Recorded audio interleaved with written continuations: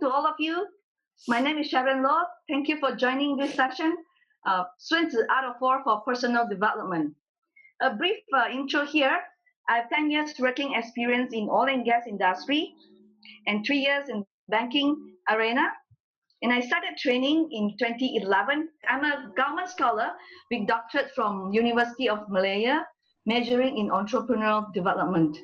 My mission is to help people to achieve their full potential, as I believe humans deserve for a better life. So the 3 objectives for today's webinar. The first is introducing you to 孙子 out of 4. Here we will cover the background and overview of 孙子 out of 4. And the second is treatise number 1, detailed assessment and planning. And here I'll share with you how to apply the success metrics. And also we will quickly go through the treatise number 13. In this webinar, I use the method Alpha Omega, which is opening and ending. So the treatise 13 is intelligence and espionage. We will share how to gather information and market intelligence. To introduce you to 孙子 out of 4, I've created a quiz. Okay, I'll place it in a chat box a short while. Please listen carefully. Please type in your name. There are 10 questions with multiple answers, and each carries 10 points. Please answer all the questions and click submit. You'll be able to see your score after the submission. I'm going to put a link in the chat box now. All right, let's see who will have full score. Let's do it, soldier. So Kevin 50, Sue 40. Can you hear me, Kevin and Sue? Sure. Hearing. Terrible. 40? Sama. Oh, very good. I feel bad. Macam tak pernah baca buku. Lisa 70. Tara. 70. Afina, so cute. Oh, Marian, you're super, Ben 70. 3 minutes done. It's okay. Thank you very much for participating. Yeah, I hope you enjoyed the quiz. Well, please come back to this session. Here, I'll go through the response, the result with you. So May N 70, is it? And I saw a comment and he said cannot bring to Perang or something. No worries, that's what Sun Tzu said. After the good training, all of you are ready to go to battle, all right?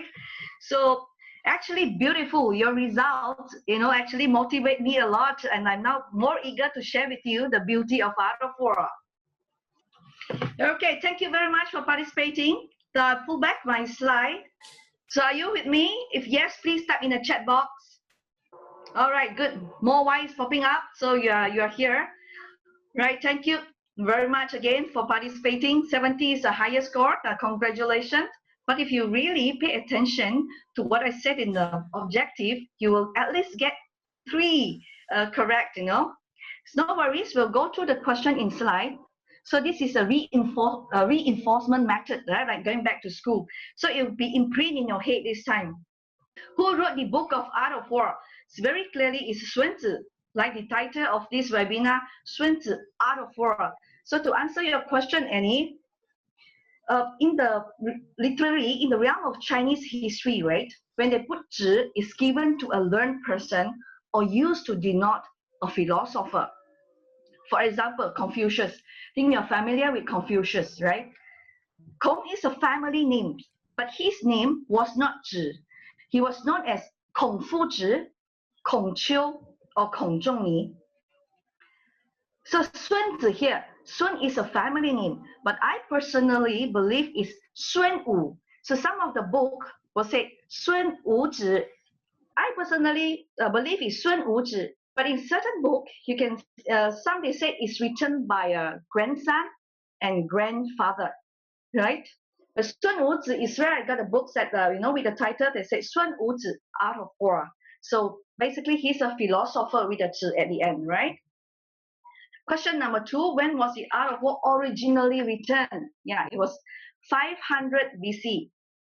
So originally it was inscribed on a bamboo strips like this, like the picture here. And it was the oldest book ever written. And this advice for emperor and general has the strength of simple, timeless wisdom that can be applied to your success. And how many words there? Well, in fact, it's a very short book, contains only 6,200 words written in classical Chinese.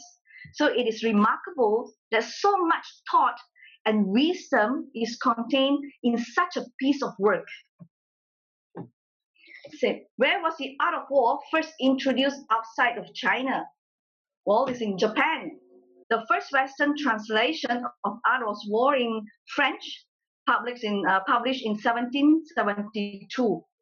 And the first translation in English was in year 1905 by a British captain known as Captain Everell Ferguson Calthrop.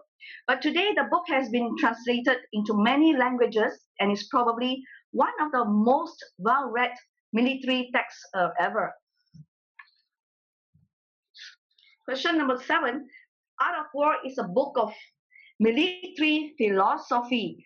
I think some of you might thought it's a strategies, right, for war or winning the war. Well, the words 孙子兵法 denote the strategies and methods for the deployments of troops for waging war. And it is not the waging of war itself. And Sun Tzu, never an advocate of war. And one of my favorite texts in his Art of War is the supreme art of war is to subdue the enemy without fighting. He never encouraged war, right? And it's a book of military philosophy. So Sun Tzu said, who knows the enemy and knows himself will not be defeated in 100 battles. So for us, we know ourselves, know our competitors, you'll win all the battles. So what is the first chapter in Art of War? This is bonus question. Remember in the objective, I said the first treatise is detailed assessment and planning. And how many treatises are there in the Art of War? And so we use alpha omega method. So the last treatise is treatise 13, intelligence and espionage. So we have 13 treatises in Art of War. And let's go through briefly the 13 treatises. I've mind mapped it for you here. Okay, here, Sun Tzu Art of War. So the first treatise is detailed assessment and planning, T. And Sun Tzu began his treatise by taking a holistic approach towards warfare. He believed war can have very grave consequences. Indeed, war impacts not only the lives and death of soldiers on the battlefield, but also the livelihood of the people and the survival of the state. Thus, it is crucial that detailed assessment and planning is carried out before embarking on any military campaign. So it's like I was saying, if you fail to plan, you plan to fail. The second treatise is waging war. 作战, Sun Tzu said, one must marshal adequate resources and understand the economy of war, and everyone must profit from victories. Therefore, it is important to limit the cause of competition and conflict. And more importantly, is to know your craft. And treatise number 13 is strategic attack, 谋攻. According to Sun Tzu, to win 100 victories in 100 battles is not the acme of skill. To subdue the enemy without fighting is the supreme excellence. So one should seek circumstances which assure victory. Treatise 14, disposition of army, 军行. In this treatise, Sun Tzu gave a very practical recommendation to build an invisible defense as a deterrent against any overly ambitious enemy and recognize the opportunities for victory. Treatise 5 is forces, 士. Generally, the effectiveness of managing and controlling a small force or a large force is the same. It depends on an organization, structure, communication, and signals. To Sun Tzu, the combination of momentum and timing can create such an empowering and precise force that it can be likened to that of a stretched crossbow when it's triggered, when it's released, right? And number 6, weaknesses and strengths. Here, the purpose of understanding the weaknesses and strength of opponents can give you the strategic advantage. Hence, one should take initiative, plan surprise, gain relative superiority, practice good intelligence, and be flexible.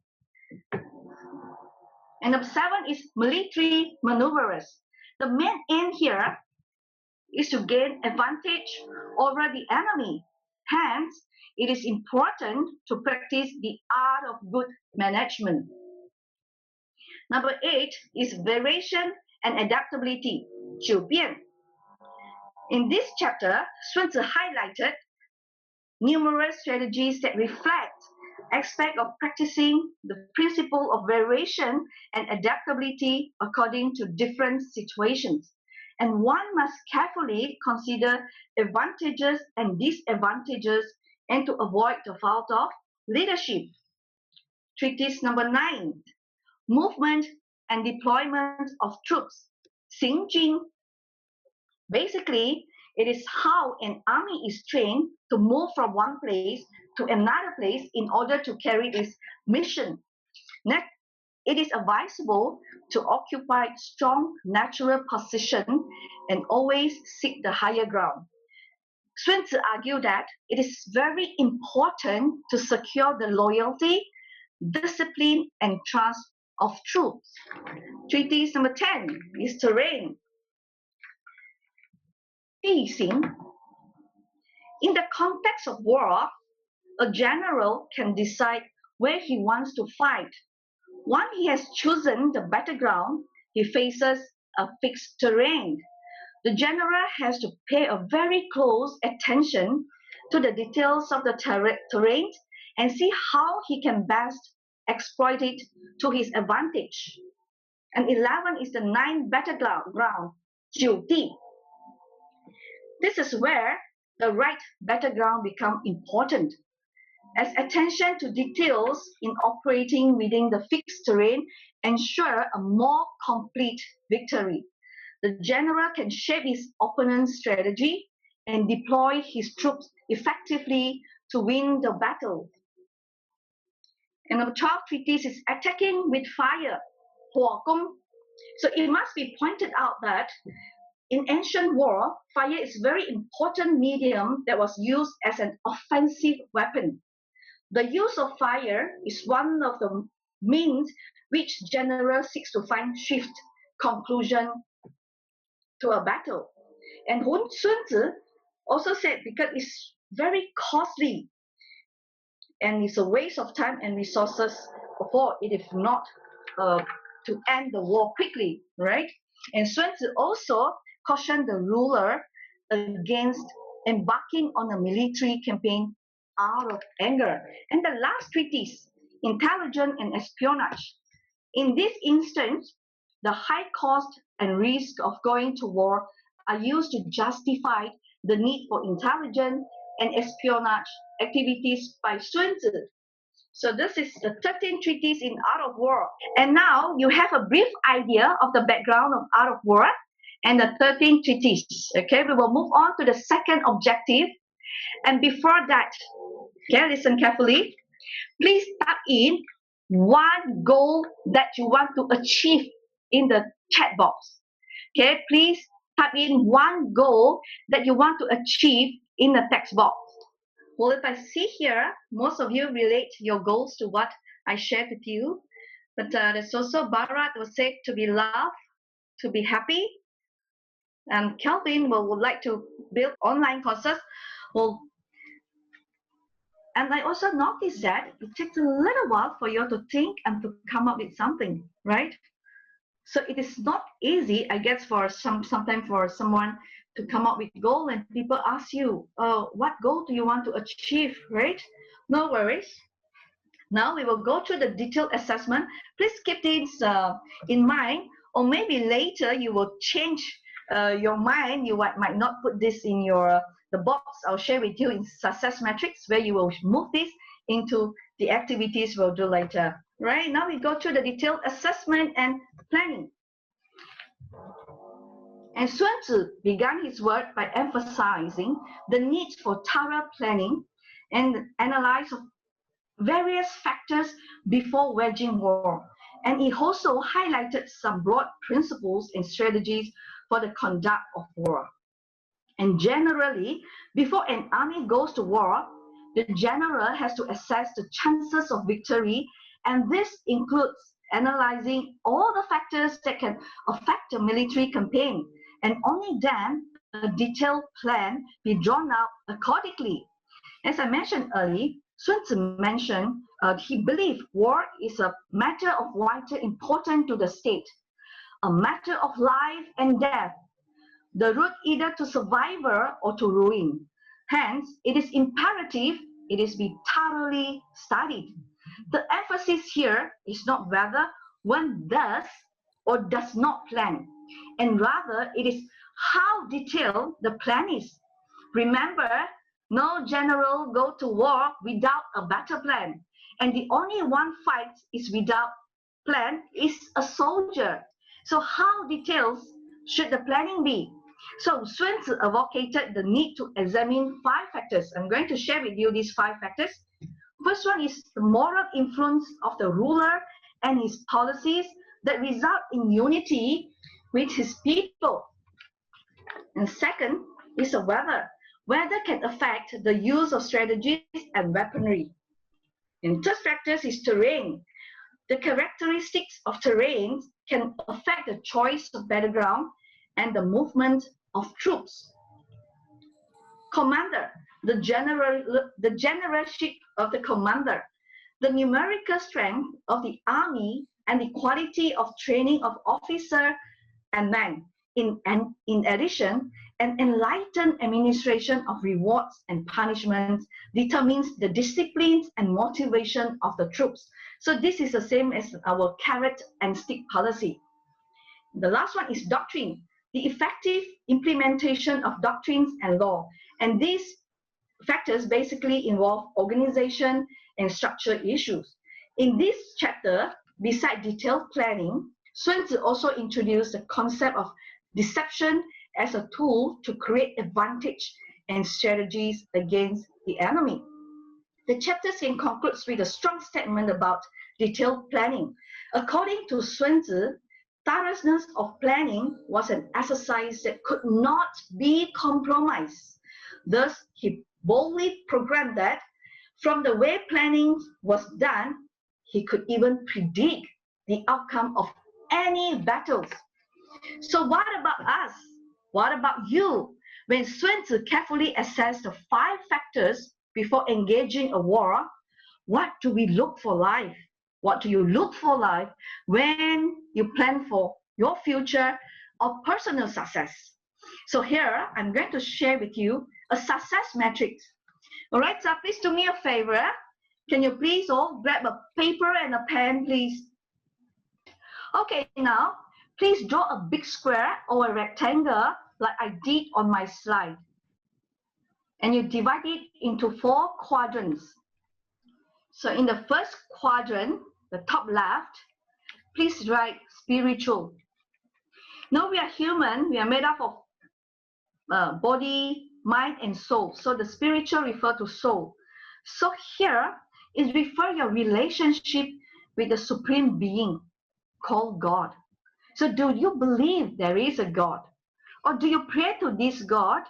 Or do you obey the teaching of this God? And as human, we cannot live alone. We are living in a society. So second quadrant on the top right, please write social in your box. So relationships are one of the most important vehicles for self-growth. And relationships here, be there with your boss, with your colleagues, your spouse, your family, or your friends, a mirror of your strengths and weaknesses, as well as your values and desire. We all want to be involved with people with similar interest and value. We all want to create a relationship that reflects the best quality back to us. So in your quest for personal success, you have to make decisions. You won't always make the right one, but along the way, with strong relationship that can help you overcome the setback or route to your goals. So the third quadrant here in the red box, yeah, please write mental on the piece of paper that you are working on. So here, what knowledge do you have? What experience do you have? And what is your philosophy? What are your thoughts? And as human, we cannot remain stagnant. We must keep learning, keep improving. Like the Japanese said, kaizen, continuous improvement. The last quadrant here is physical, and I divide it into another 4 small quadrants, right? Right, the first one is, do you exercise enough to strengthen your body? Second, rest. Are you resting enough? Third, are you having the right diet? And here, the hot zone. So hot zone is what we always talk about, the material things, the car, the house, and so forth, right? So the success matrix tells you where you are and who you are. It requires all the 4 dimensions to be addressed for you to succeed, which gives you happiness, harmony, a holistic view of life, and holiness. All right? So remember the one goal. I think by now you probably would like to change the one goal that you type in the chat box now, the one goal. Now, please write on the paper, which quadrants does it belong to? So we are ready. Thank you very much.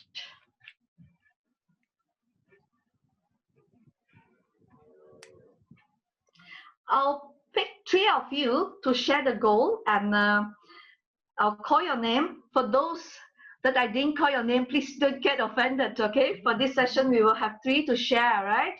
Okay, Calvin, could you please unmute yourself and share with us the goal that you said you want to create online courses, okay? And which quadrant does it fall to? Okay, Calvin, yeah, please share with us. Yeah, I choose mental. Yes, you're right. It's a mental. Thank you very much, Calvin. All right, let's have Farah.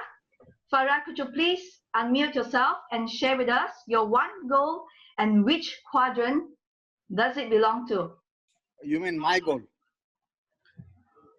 Sorry? You're asking the goal which I set up to be happy and... Oh, Bharat, Bharat. Sorry, Bharat. I meant, okay, Bharat, yes, share that one goal and which quadrant that it's falling into? Spiritual and social, 2 quadrants actually, because I want spiritual to be and social, happy life, all right. Very good, Bharat. So you know how to differentiate spiritual and social, right? Yes, yes. Okay, in social is the relationship with your friends and your family, but in the spiritual is a relationship with God, yeah? So yes, and with yourself. Sorry? Spiritual relationship with God and with yourself. All right, fantastic, Bharat. Thank you very much. Thank and you, Dr. Sharon. Farah, yeah, please unmute yourself, Farah. Can we have one goal? Yes. Sorry, I thought initially it was me. Sorry. That's all right. We must be flexible, yeah, Farah. Yes, sorry, Farah. Yeah, what's the one goal that you want to achieve? Yeah, I think here I'm more into spiritual and mental. I know I'm supposed to choose one, but like Bharat says, for me it's spiritual because it's my relationship with God and how I want to improve that. Right. And mental as well, because I find that I need resilience. I need to be able to withstand the process of going on, especially when you hit failures, when it becomes challenging. I need to build resilience in my mental capacity. I mean, if that's okay. All right. Thank you very much, Farah. Thank you very much for Welcome. sharing. Excellent. So that you are quite clear with the 4 dimension in the success matrix. But that's a little bit of thing I will share, but it will come later after this. When you make a plan, always put it in writing. Just how I asked you to type in a chat box. So once this webinar is over, it will vanish. And we always say we have something in our head, you know, we plan this and we plan that. And like Bharat, you want to have a happy life. And Farah, you want to improve in terms of spiritual and mental. But what really is your plan? It is not specific enough, right? And for Kelvin, you want to create online courses. What courses do you want to create? So when you do your plan, make sure you write it down. Otherwise, it's all will be in your head and too many plans, and one day they will just disappear because we tend to forget too many plans. And when there are too many plans, we also will lose our focus. And when you do planning, I always invite these 5 beautiful wives and 1 handsome husband. Some will say these are the 6 honest men, yeah, that to guide you in your planning. I think you're quite familiar with this. Like the first is what? What am I going to achieve? So Farah, what are you going to achieve? Mental, yes, it's too broad, you know, have to be very specific, right? Like happy, what kind of happiness, Bharat? Like again, Kelvin, what courses you want to create, right? So why am I taking this course of action? Who is going to be involved? And when am I going to do it? Sometimes we just say, yeah, we want to do it. Yeah, when the time's come, you know, our plan, I'll do it. So we have that kind of procrastination, right? And where will it happen? How am I going to proceed? Yeah, Farah, I think you have a question. You raise your hand, Farah. Yes. So you're saying that for me to actually put this into action, I have to answer all these questions, right? I mean, be able to provide answers to all these questions. Yes, the thorough planning. You see, Sun Tzu, thorough planning with all looking of all the factors. And here, when we do planning, we are guided by these 6 honest men, right, Farah? Thank you very much for highlighting that. Thank you. Right, you're welcome. And we'll move on to the basic rules of plan implementation. Okay, first is your plan must be realistic, and you should have the input from the loved one, because these are the people, they will remind you of your plan. They are the one that, you know, keep an eye on you, or the person that, you know, the journey through life or work with. And make sure you include at least a quarterly evaluation of your progress for each dimension. And your plan must be flexible and adaptable to circumstances. There might be changes coming in, so not too rigid, be flexible, all right? A plan with the trees must have branches if it is to bear fruit. So a plan without option is like a barren pool, okay? And get started, most important, like Sun Tzu said, there is no instant of a nation benefiting from prolonged warfare. So in personal life too, you do not want to wait forever to tackle problems, and should make progress towards your goals as soon as possible. The greater your initiative, the greater your momentum, and the faster your journey to success. I think that's the goals of us, right? We want to plan and make sure it is being successfully carried out. And this last is leverage each game, all right? And use every success to attain to the next level. And one point I would like to highlight here is, after deciding on a course of action, please stick to it. This gives your plan the strength of consistency of action. So am I clear so far? Please type in yes in the chat box. See, whoa, a lot of Y coming up. Very good. Thank you very much. So now we'll move on to the 3rd treatise. Now we will cover briefly the 3rd treatise, Intelligence and Espionage. I have a puzzle here for you to solve. Okay, as you can see here, There are 4 connecting words with 3 images. Okay, listen carefully. We have silence for 1 minute. Please decode the message using the images and words, the 4 connecting words given, and come up with a sentence that reflects the principle. And the principle here is intelligence and espionage. Okay, please type your sentence in the chat box. So let's go, soldier. You're almost there, Vanessa, Kelvin, and Hanafi, and Brett. Any Farah problems? Yeah, Farah. Thank you very much for participating. You're almost there. Okay, I just purposely put in a drone, but I'm quite flexible. And in modern time, you know, we use drone as spy as well, right? Okay, let me decode for you. Using spies, secret agent, or technology to gather information for planning. So if I go back here, intelligence and espionage. When we see the word espionage, it's old time, right? They actually use spy. So, you know, I use Trump that to represent spy. Good try, everyone. Very good try. Thank you so much. So this will be the message, yeah. Drone, I see someone put a question mark there. Drone, Annie and Kelvin, you put drones, right? You can just be creative a bit, think outside the box. You probably get spy or a secret agent, right? We'll go through briefly this treatise number 13. So it is very interesting for Sun Tzu began his book with a chapter on detailed assessment and planning and ends with a chapter on intelligence and espionage. I bring these chapters in order to complement the treatise number 1. Okay, note that the detailed planning is very much an above board and overt exercise, while intelligence and espionage are secretive and covert operation. But yet in war, one is used to supplement the other. So in war, any prolonged military campaign will dampen the spirit of the troops. The people will suffer and the resources of the state will be depleted. Thus, swift and decisive victories are always preferred.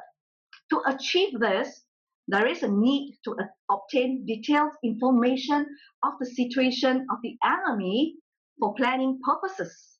This is where intelligence and espionage are crucial. The use of intelligence and activities would allow the enlightened ruler and the capable general to achieve victories in war that far surpasses others. So indeed, secret operation and espionage activities form an integral part of any military campaign, as the planning of strategies and the movement of troops depends heavily on information gathered from them.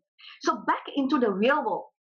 So when we plan, or when we set goals using the success metrics and the help of the 6 honest men, we need to gather as much information as possible to ensure our plan is successful. And while Sun Tzu used spies to gather information, what about us? What about you? How can you gather information to plan for your personal success? So it's game time again.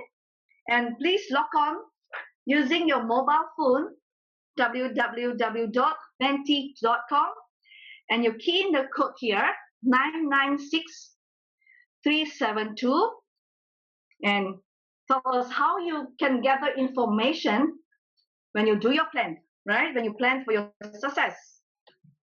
Okay, let's move. Wow, this is great.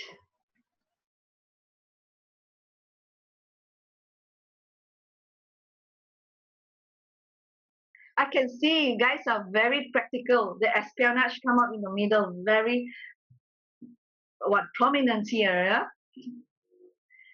But then Bharat will say it, you know, in the modern world, in business, espionage is unethical. Yeah, Bharat? Yeah, Dr. Sharon, you can actually be sacked. Yeah, that's in the old time. But yeah, I think the modern time we still use espionage, but in an intelligent way. No, That's no. why So the what Tom happens Kenny. today, the technology gives you the legal Yes, way of doing it. But you can't plant a spy, or you can't go and check their dustbins and all that yes, stuff. yes, yes, Because Bharat. I think you get fined for it if you are ever caught. Yes. Yeah, Bharat, thank you. So that's in the old time in world, yeah. But in the modern time, we have our way because with the technology, I think everything can be done. You can get whatever information you like. Please come back to the session. Right, see what we have here, espionage. You guys are very practical because we share on espionage, so we put espionage. You can use it, but in a cautious way, because Bharat will say you'll be fined for that, right? Research, yes, that's what we all like to do. Research, especially with the technology, Google's internet, right? And we have asking question. You guys are spot on. We have brilliant brains here. Google search, reading, yes, from books. That's what I love most in life. I love books, the physical books. So not so much an ebook. I'm a little bit old-fashioned. And technology, yes, iPhone, the iPad, all kind of technology, right? Internet, yeah, that's what we are using here. Call and ask. Practical person will say, oh, I don't want to search, take up too much time. And when you call and ask, we normally call the people that we trust that they have the knowledge, right? Good, do survey, yes. Ask, we have asking strategies, all right? Fact finding, good. Or using spy, so spy coming out here. I love you guys, And observation, yes, this is what I love to. I like to observe people experiencing. This is no money can buy your experience, yes. Yeah, reflection, and you seek and you check SSM. Thank you very much for your participation, and look like all of you are spot on. And just to highlight to you, when you gather information, you should use the method you are comfortable with, right? And don't overdo. Most important is to let it develop and execute your plan. So with that, we covered the 3 objectives of today's webinar. You visited the background of Art of War and the 13 treatises. So we covered the first treatise, details assessment and planning. And I hope you can apply the success metrics and let your plan be guided by the 6 honest man. And lastly, we also gone through the treatise number 13, getting information for your planning. Most important is to roll your plan. And I'll pull my slides out again, and we come to the Q&A session. Any question? Yes. And this is Sue. Yeah, I have a question. Yes, I have a question. In planning, do we need? I know we need to have plan A, plan B, plan C, but is it necessary for us to have that instead of just one plan? When we plan, we must have a holistic picture. That's why I share the success metrics. It is good you have a plan for spiritual. You also have a plan for social, the relationship with people, and you have plan for your mental, for your self-development, and also physical. So if you only plan for one quadrant, for example, social, all right, social, because now we are very much influenced by the technology, all the social media. So you only focus on this, and sometimes, very often, we are getting away further and further away from the supreme one. Correct? As your quadrant in socials is enlarging. There's less space for other quadrants, right? So it's good to plan for 4 quadrants in life. That's the holistic picture. I hope I answered you, Sue. Yeah, sure. Thank you very much. Yeah, thank you, Sue. Yeah. So is there any question in the chat box, Annie? No, just praises and gratitude. Oh, that's very encouraging. Yeah, thank you very much. And I wish you all the best in your goal setting, in your planning, and have a beautiful day. Right, we shall stop recording now. Annie, thank you. Thank you, Annie. Thank you, Sharon. Thank you, Sharon.